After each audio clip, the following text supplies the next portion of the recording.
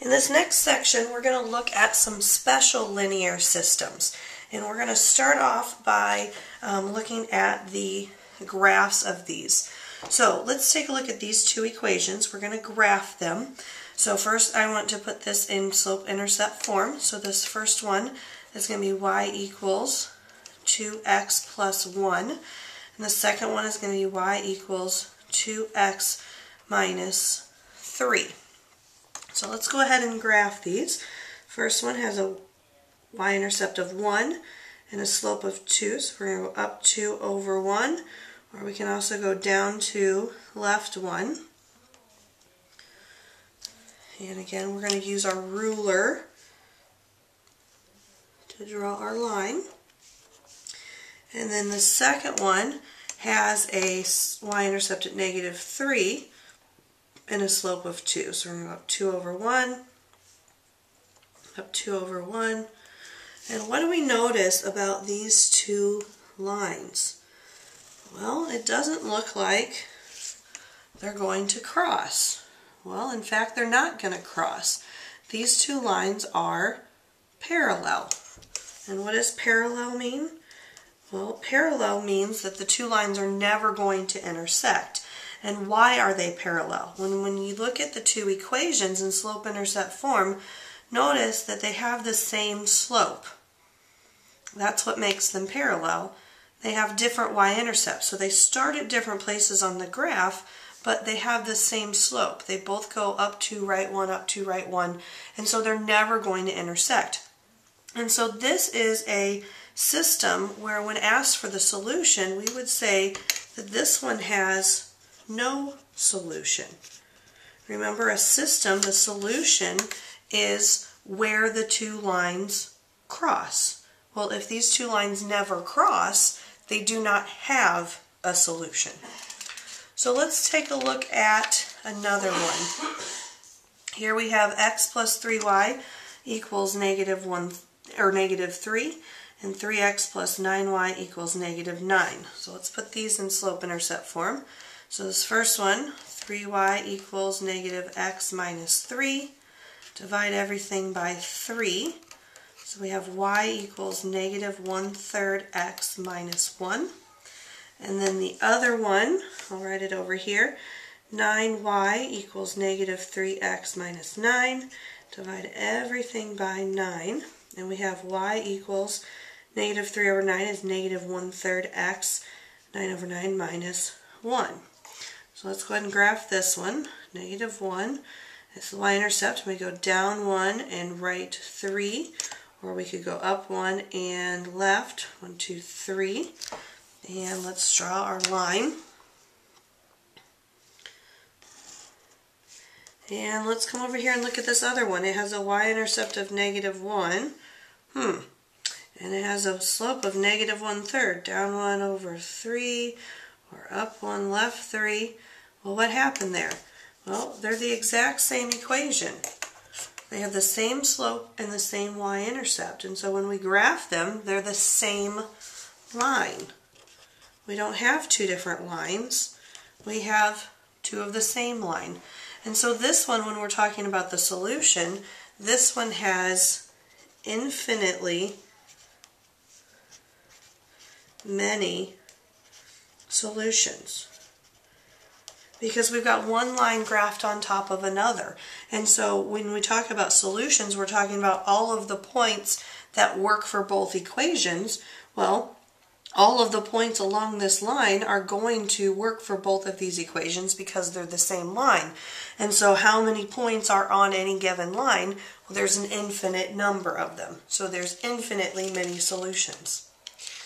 So the next thing we want to look at is, from an equation, how can we tell if it's a no solution? That was our first example, the parallel lines.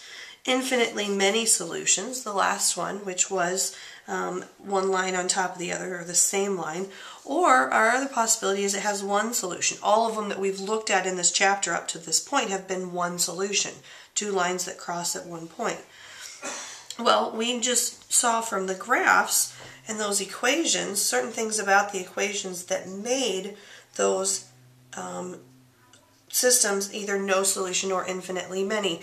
And so we talked about how we could see that from the equations. So the first thing we need to do is change the equations into slope-intercept form. So in this one right here, we're going to change that. Negative 3y equals negative 3x plus 21. And divide everything by negative 3. So we have y equals x minus 7. And then our second equation, we are going to change into slope-intercept form. So we have 6y equals negative 8x minus 14. And then we are going to divide everything by 6. So we have y equals negative 4/3 x minus 7/3. And so right here, these are the two equations that we are looking at. Well, what do we notice about them? Look at their slopes. They don't have the same slope. And if we look at their y-intercepts, they do not have the same y-intercepts. So if we were to graph these two, that means that they would be two completely different lines going in different directions that are going to give us one solution. So because they have different y-intercepts and different slopes, they're one solution. Now let's look at this middle one. Our first equation is already in slope-intercept form, so we just need to change the second one. So negative 2y equals negative 4x plus 14. Divide everything by negative 2, and we get y equals 2x minus 7. And so here's the first equation, here's the second. What do we notice about them? They're the exact same equation. And so that is going to be infinitely many, oops, spelled many wrong, solutions. And then let's look at this other one. The first one's almost in slope-intercept form, but we need to divide everything by 2. So y equals 4x plus 2. The second one, we need to move the 4x over, so we have y equals 4x plus 4. Well, let's compare these two. They have the same slope, but their y-intercepts are different. And so that was like that first example that we graphed, which would be no solution. Because if they have different y-intercepts, that means they have different starting points on the graph, but then they've got a same slope, which means they're never going to cross. They're going to be parallel, so they are a no solution. And so then here is a nice little chart that you can find in your book as well in this section that gives a description of this. We've got a picture of a one solution, the ones that we've been graphing and solving up until this point. A no solution are parallel lines, and infinitely many is just one line, and a description there of that.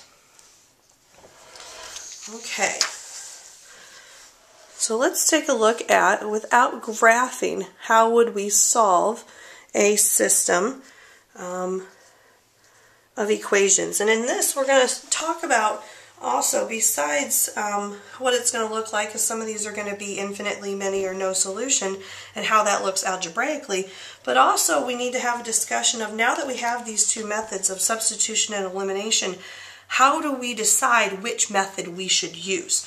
Now some people say, oh, I really like substitution, so I'm always going to use that. And some people really like elimination and say, I'm always going to use that. But there are definitely times where one method is easier or more efficient than the other. So we're going to have a discussion about that as we look at these as well. And so if we look at these two equations in the setup, we notice that everything's lined up. And we also notice that it would be very easy to use elimination because everything's lined up, and we could very easily multiply this 3x by 2 to get it to cancel with the negative 6x. So I'm going to do that. I'm going to multiply this first equation by 2 and write it down here. So that's going to give me a 6x plus 4y equals 8. And now I can draw my line. So this equation I rewrote down here. So these are my two equations now. And I'm going to go through negative 6x plus 6x, that cancels, which is what I was working towards. But then I also have a negative 4y plus a positive 4y. Well, that cancels as well, and so since everything canceled on this left side of the equal sign, I'm left with a 0 equals negative 8 plus 8. Well, that's 0 as well. Well, what happened here? We got 0 equals 0. So our answer then, our solution, since this is a true statement, 0 does equal 0, is that we have infinitely many solutions. If we were to graph these two lines or put them in slope-intercept form, we'd find that they are the exact same line, the exact same equation. Now let's take a look at this one. We've got 2x plus y equals 6, and y equals negative 2x plus 7. So which method should we use here? Well, I notice that this second equation, I've got one variable isolated, and so this is set up perfectly to use substitution. So I'm going to use the substitution method on this one.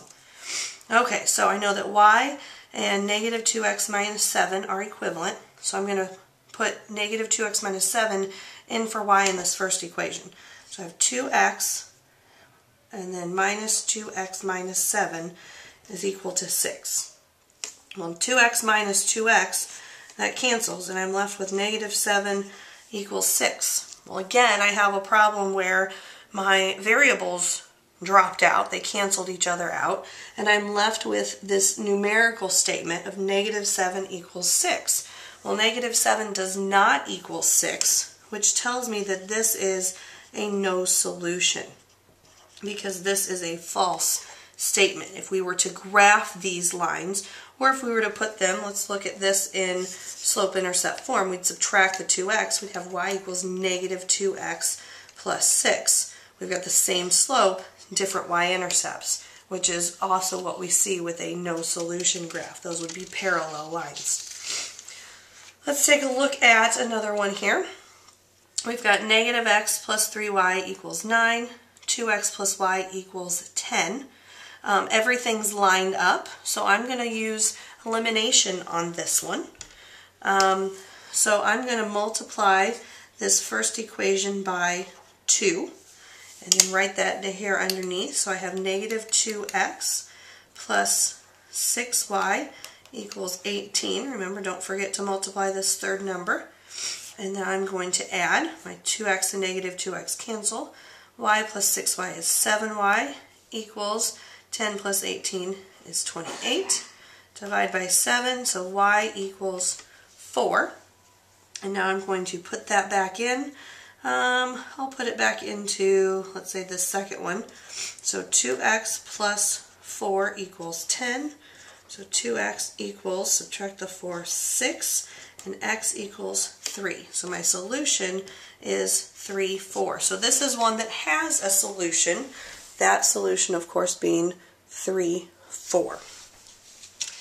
Now let's take a look at a word problem in this section. On Friday night, a comedy club sold 30 adult tickets and 20 student tickets for a total of $910. On Saturday night, they sold 45 adult tickets and 30 student tickets for a total of $1,365. What is the cost of an adult ticket and what is the cost of a student ticket? Well, we've seen some equations or setups like this before. Our two equations are going to come one from Friday night, one from Saturday night. And so our first equation would be 30A for the number of adult tickets plus 20S. 30 and 20, of course, being the number sold, A and S being the unknown cost of those tickets, equals 910. And then the second equation is going to be 45A plus 30S equals 1,365. Okay, so now we need to try to solve this. Everything's lined up, so I'm going to go for the elimination method. I'm going to look at my A's. I've got a 30A and a 45A. I know I can turn these both easily into 90. So I'm going to multiply the top one by 2, and the second one by, or I'm sorry, the top one by 3, I'm going for 90, and the second one by negative 2. And so that'll give me 90A plus 60S equals 910 times 3 is 2,730. And then down here I have negative 90A and minus 60S equals, and 1365 times negative 2 is negative 2,730. Well, look what happens here. These are the same number opposite sign, so they cancel. Same number opposite sign again, they cancel. That's a 0 over here equals, and over here we have 0 again. So this means this is a no solution.